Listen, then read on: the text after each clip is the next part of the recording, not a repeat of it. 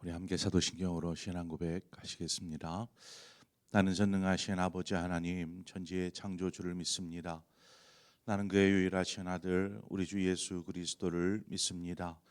그는 성령으로 잉태되어 동정녀 마리아에게서 나시고 본디오 빌라도에게 고난을 받아 십자가에 못 박혀 죽으시고 장사된 지 사흘 만에 죽은 자 가운데서 다시 살아나셨으며 하늘에 오르시어 전능하신 아버지 하나님 우편에 앉아 계시다가 거기로부터 살아있는 자와 죽은 자를 심판하러 오십니다.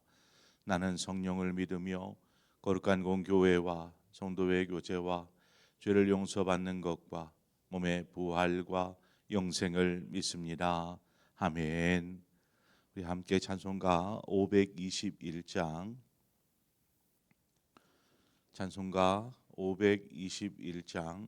구원으로 인도하는 그 문은 참 좁으며 우리 함께 찬송하도록 하겠습니다. 찬송가 521장입니다.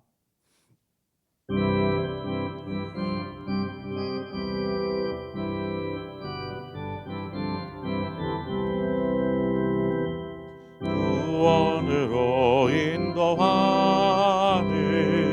그 문은 참 좁으며 생명으로 인도하는 그 길은 참 험하니 우리 몸에 되어 있는 그 더러운 죄짐을 하나 없이 벗어놓고 힘써서 들어갑시다. 구원으로 인도하는 그 좁은 문 들어가 영생으로 인도하는 그 생명길 갑시다. 이 세상에 많은 사람 그 문으로 들어가 넓은 길로 갈지라도 멸망으로 끝나니 세상 헛된 복의 영화 모두 내어버리고 주의 말씀 순종하여 그 생명길로 갑시다. 구원으로 인도하는 그 좁은 문 들어가 영생으로 인도하는 그 생명길 갑시다. 구원의 문 열렸으니 주의 공로 힘입어 주저 말고 들어가서 생명길로 갑시다. 구원의 문 닫힌 후에 들어가고 싶으나 한번 닫힌 구원의 문 또 열려지지 않으리.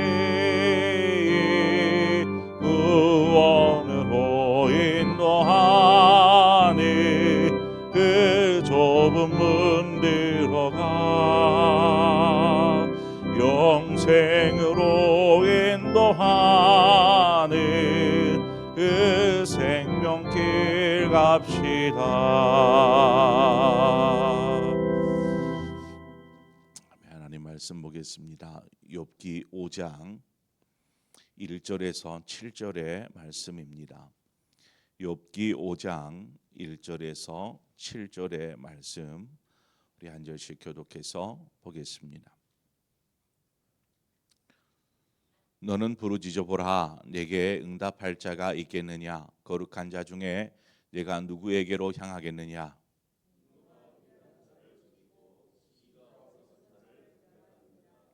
내가 미련한 자가 뿌리 내리는 것을 보고 그의 집을 당장에 저주하였노라.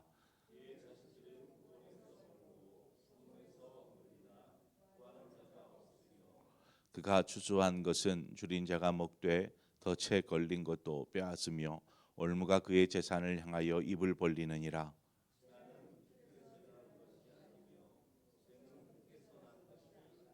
함께 읽습니다.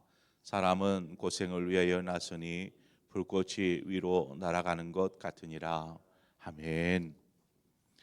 오늘 본문의 내용은 욥을 향한 엘리바스의 변론의 후반부에 속한 부분입니다. 엘리바스는 계속해서 인과응보라는 이러한 논리를 가지고 욥을 향해서 자기 주장, 욥을 바라보면서 야 너는 이렇다라는 인과응보적인 논리로 자기 주장을 펼치고 있습니다. 1절의 시작을 보면 그렇습니다. 너는 부르짖어 보라 내게 응답할 자가 있겠느냐 라는 물음이죠. 엘리바스는 이제 욥을 죄인이라고 전제를 하고 있는 것입니다. 죄인이라고 인정을 하여서 너는 이렇게 말하고 있죠. 너의 부르짖음을 하나님이 들으시겠느냐라는 것입니다. 욥 너는 죄인인데 너가 지금 고난 당하는 것이 너가 죄를 지었기 때문인데 너가 그렇게 회개하지 않고 하나님 앞에 부르짖으면 하나님이 듣겠느냐라는 그러한 논리입니다. 여러분 우리가 죄인이기에 하나님을 향하여 부르짖으면 하나님이 응답하시지 않으실까? 성도들이 하나님의 응답이 없을 때 그것을 자신의 죄 때문이다라고 이렇게 생각합니다. 출애굽기를 한번 보십시오. 출애굽기 서두를 보면 히브리 자손들이 400년 동안 애굽에서 종살이를 하지 않습니까? 그 종살이는 그저 고된 노동 때문에 이 히브리 자손들이 탄식하며 부르짖습니다. 탄식하며 그때에 하나님께서 이 히브리 자손들의 탄식하며 부르짖는 그 부르짖음을 하나님이 들으셨다라고 성경은 기록합니다. 그래서 출애굽기 3장 7절에 가보면 여호와께서 이르시되 내가 애굽에 있는 내 백성의 고통을 분명히 보고 그들의 감독자로 말미암아 부르짖음을 듣고 그 근심을 알고라고 기록되어 있습니다. 하나님이 분명히 이 히브리 자손들의 그 탄식어린 부르짖음을 들으셨다, 아셨다라고 말하고 있습니다. 히브리 자손들이 죄가 없어서 이들의 부르짖음을 들으신 것일까요? 아닙니다. 애굽이라는 이제 세상을 상징하는 이 애굽이라는 곳에 있음에도 불구하고 이들의 부르짖음을 하나님이 들으셨다는 것입니다. 그렇지만 그 부르짖음에 하나님께서 곧바로 뭔가 움직이시지는 응답하시지는 않습니다. 반면 하나님께서는 보이지 않게 이스라엘 백성은 그 고된 노역 속에서 부르짖고 있을 때 하나님은 다른 방향에서 일하고 계십니다. 이 히브리 자손들을 위해서 바로 모세를 통해서 이들을 이 애굽 땅에서 구원할 계획을 가지고 그 일들을 하나하나 진행해 가시죠. 하나님의 응답에 있어서 분명히 그 시기와 방법을 우리는 우리의 생각과 다를 수 있다라는 것을 우리가 인정해야 합니다. 하나님, 내가 탄식하여 부르짖을 때 내가 원하는 방식으로 속히 임하여서 역사하여 주시옵소서. 이와 같은 신앙은 금방 무너질 수 있습니다. 하나님의 시기, 하나님의 방법을 우리가 생각을 하고 하나님 앞에 기도하여야 합니다. 이것이 하나님이 침묵하는 것처럼 느껴질 수는 있지만 분명히 하나님은 하나님의 그 선하신 뜻과 계획대로 여전히 일하고 계시는 분이다라는 것입니다. 그래서 예레미야 33장 3절 말씀에 우리에게 말합니다. 너는 내게 부르짖으라 말합니다. 내가 내게 응답하겠고 내가 알지 못하는 크고 은밀한 일을 내게 보이리라. 하나님께서는 우리가 어떤 상황에 있든지 부르짖기를 원하십니다. 기도하기를 원하시는 것이죠. 설령 우리가 부족하고 연약하고 죄인일지라도 우리가 하나님께 부르짖을 때에 하나님은 우리의 기도를 들으시고 응답하시는 분이시다라는 것입니다. 시편 51편 17절에 가보면 하나님께서 구하시는 제사는 상한 심령이라. 이 상한 심령을 하나님은 구하신다라는 것입니다. 하나님은 상하고 통회하는 마음을 결단코 멸시하지 않으신다라고 성경 시편은 기록하고 있습니다. 주님께서는 결단코 그런 상하고 통회하는 마음으로 하나님 앞에 부르짖는 자의 기도를 외면하시지 않는다라는 것이죠. 자, 그렇다면 지금 엘리바스가 주장하고 있는 이 주장, 너 한번 부르짖어 보라. 누가 너의 부르짖음에 응답하겠느냐라고 말하는 것은 분명히 잘못된 주장이겠지요. 자, 지금 욥은 고난 가운데 참 괴로워하고 있습니다. 얼마나 힘듭니까? 그런 욥에게 엘리바스는 너의 지금의 고난이 바로 죄로 인한 것이다라는 전제 아래서 계속해서 욥에게 어떤 회개를 촉구하는 것입니다. 죄를 회개하지 않으면 하나님께서 응답하시지 않으시고 오히려 그 부르짖음이 무익한 것이다라고 엘리바스는 말합니다. 이런 엘리바스의 주장이라면 여러분 박보스 한번 생각해 볼게요. 삶의 어떤 염려나 근심이나 문제가 없을 때 그런 사람은 죄가 없어서 하나님께서 그에게 이런 그 형통함을 주신 것일까요? 우리가 바꿔 말하면 그 인과응보라고 했을 때 그 사람이 그 아무런 모든 것이 잘 되어지는 것, 자 그렇다라면 그 사람이 의로워서 그 사람이 죄가 없어서 그 사람이 바르게 잘 되고 형통하고 누리며 떵떵거리며 사는 것일까요? 엘리바스의 주장이라면 그렇게 되는 것이 아니겠습니까? 인과응보니까 이 사람이 뭔가 선한 일들을 많이 해서 하나님께로부터 복을 이렇게 누리는구나 라고 말할 수 있지 않겠습니까? 여러분, 세상에는 하나님을 알지 못한 채 살아가면서도 또 나름의 어떤 삶이 잘 풀리고 형통함을 누리는 사람들도 분명히 있습니다. 그들이 하나님을 모름에도 불구하고, 그러면 이것을 엘리바스는 어떻게 이야기할 수 있을까? 엘리바스는 자기 주장을 정당화시키기 위해서 3절 이하부터는 자신의 어떤 경험담을 이야기합니다. 이것이 자신이 직접 경험한 것인지 아니면 다른 사람의 모습이 그러한 모습이어서 그 모습을 보고 이렇게 경험으로 이야기하는 것인지는 분명치 않지만 아마 후자가 맞을 것으로 보입니다. 자기의 경험담이라기보단 다른 사람의 모습을 보고 그 사람이 죄인이고 그 죄인이 어떤 일들을 겪는지를 옆에서 지켜보면서 그렇다, 바로 그렇다라고 보는 것이죠. 이 이야기를 지금 욥에게 꺼내고 있습니다. 죄인과 같은 어떤 미련한 자가 멸망당하는 것을 이 엘리바스가 보았습니다. 또 그 자녀들조차도 괴롭게 되어 고통당하는 것을 이 엘리바스가 옆에서 지켜보았습니다. 그래서 지금 욥이 당하고 있는 고난, 또 그 중에는 욥의 그 7남 3녀의 그 자녀들이 다 죽임을 당하지 않습니까? 그러니까 엘리바스가 보았던 그 경험했었던 그 사람과 이 욥과 동일한 상황, 비슷한 상황이 되어지는 것입니다. 그 사람이 그 죄인인데 그 사람이 고난을 당하고 있고 그 자녀들조차 그런 고난의 고통 속에 지내는 것들을 바라보고 지금 욥이 당한 고난들을 보면서 그 자신이 경험했었던 보았던 그 사람과 똑같은 상황인 것을 보고 그 이야기를 꺼내는 것입니다.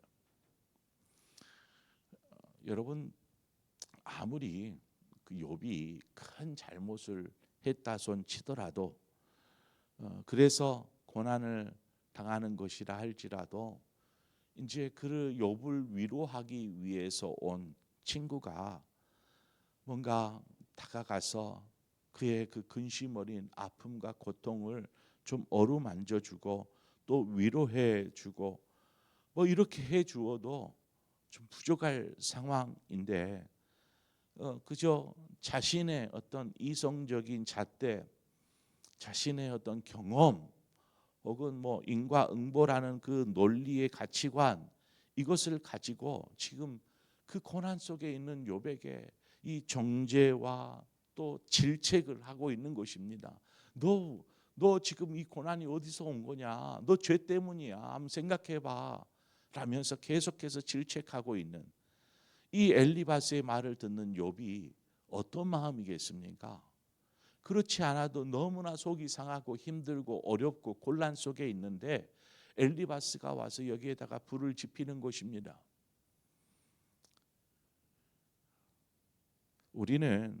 우리가 그 엘리바스는 계속해서 욥을 자기 주장대로 추궁합니다. 욥이 당한 재난과 지금의 고생이 그저 이유 없이 일어난 것이 아니다. 욥 당신이 분명히 잘 알지 못하거나 어떤 숨겨진 죄가 있어서 지금 그 죄로 인한 필연적인 결과가 지금 당신이 겪고 있는 재앙이다. 이렇게 지적하고 있습니다. 이처럼 엘리바스가 자신의 경험담을 근거로 또 일반적인 선을 행하면 그 사람이 하나님의 복을 받고 악을 행하면 징벌을 당한다라는 이 논리로 지금 욥을 다그치고 있습니다. 우리가 믿는 하나님, 그 하나님은 어떤 분이실까요? 하나님은 심판보다는 구원하시기를 더 기뻐하시는 분이십니다. 죄를 보고 죄를 미워하시는 분이시지만 죄를 보고 당장에 심판하고 정죄하는 것이 아니라 그가 돌이켜서 죄에서 구원함을 얻기를 하나님은 더 기뻐하신다라는 것이죠. 에스겔 33장 11절은 말합니다. 주 여호와의 말씀이니라. 내가 살아있음을 두고 맹세하노니 나는 악인이 죽는 것을 기뻐하지 아니하고 악인이 그의 길에서 돌이켜 떠나 사는 것을 기뻐하노라. 요한복음 3장 17절에 가보면 하나님이 그 아들을 세상에 보내신 것은 세상을 심판하려 하심이 아니라 그로 말미암아 세상이 구원을 받게 하려 하심이라 이렇게 말씀하고 있습니다. 자, 우리는 여기서 분명히 하나님은 어떤 정죄하고 심판하는 그러기를 기뻐하시는 하나님이 아니라 구원받기를 원하는 그런 기뻐하시는 하나님인 것을 알 수 있습니다. 그러나 하나님은 분명히 정죄하시고 심판하시는 하나님이시기도 합니다. 그런데 그때를 미루는 것이죠. 하나님의 그 오신 그때는 더디다고 늦게 오는 것이 아니다. 하나님이 분명히 오시지만 모든 사람이 회개하기를 회개하기를 기다리신다라고 성경에 이야기하듯이 하나님은 계속해서 심판을 유보하는 것입니다. 뒤로 계속 미루면서 그 영혼이 주께로 돌아오기를 원하는 것이죠. 자, 이 논리를 잘못 적용하면 엘리바스의 주장과 같이 되어버립니다. 야, 우리가 빨리 돌이켜야지 정죄당하지 않고 심판당하지 않을 수 있어. 만약 고난 중에 있으면 빨리 돌이켜야 이 고난에서 딛고 일어서지 않겠느냐라는 주장으로 바뀌어버릴 수 있다라는 것입니다. 세상이 이제 하나님의 구원을 거부하면 결국 심판에 이르게 되지만 심판이 이르기 전까지 하나님은 언제나 구원의 손길을 내미시고 있다라는 것입니다. 자, 그러므로 우리는 세상을 향하여서 지금 엘리바스와 같은 주장을 통해 어떤 심판을 선포하는 자, 정죄하는 자가 아니라 구원을 선포하는 자, 그들을 일으켜 세울 수 있는 힘을 공급하는 자가 되어야 하는 곳입니다. 누가 막 이렇게 징계하고 정죄하고 비판하고 이렇게 하는데 그 말을 듣고 분명히 뭐 그런 부분도 있을 것입니다. 어떤 자신의 죄됨을 말씀을 통해서 짚어질 때에 내가 죄인이었구나, 내가 잘못했구나라는 것을 돌이켜서 하나님 앞에 서게 할 수 있는 부분도 있습니다. 그래서 엘리바스의 주장을 완전히 묵살할 수는 없습니다.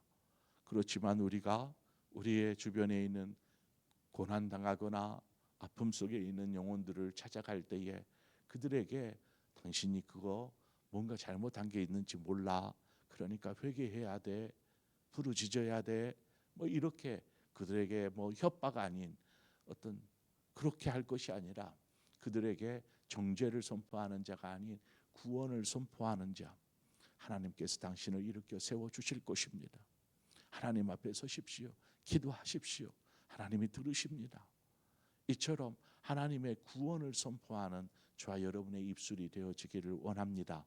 그래서 오늘도 만나는 많은 사람들에게 여러분의 입술이 무엇을 선포할 것인가, 정죄하고 비난하고 비판하고 그런 입술이 아닌 하나님이 기뻐하시는 그 일, 구원을 위해서 우리가 저들에게 격려하고 또 위로하고 생명을 불어넣어주고 힘을 불어넣어주는 그런 저와 여러분의 입술과 오늘의 삶이 되어지기를 주님의 이름으로 축원드립니다. 함께 기도하겠습니다. 좋으신 하나님 아버지, 은혜와 사랑을 감사합니다. 오늘도 말씀을 통하여서 우리에게 말씀하셨듯이 우리가 알고 있는 어느 단편적으로 치우쳐서 그것만이 옳고 다른 것들은 다 틀리다라는 주장, 이 엘리바스의 주장으로 이 욥이 얼마나 많은 아픔, 더 큰 슬픔에 처해지는 그러한 일들이 벌어지고 있음을 보게 됩니다. 하나님, 우리가 우리의 입술로 우리의 행실로 하나님 사람들을 일으켜 세우는 그러한 살리는 도구가 되게 하여 주옵소서. 구원을 선포하는 우리의 삶이 되게 하여 주옵소서.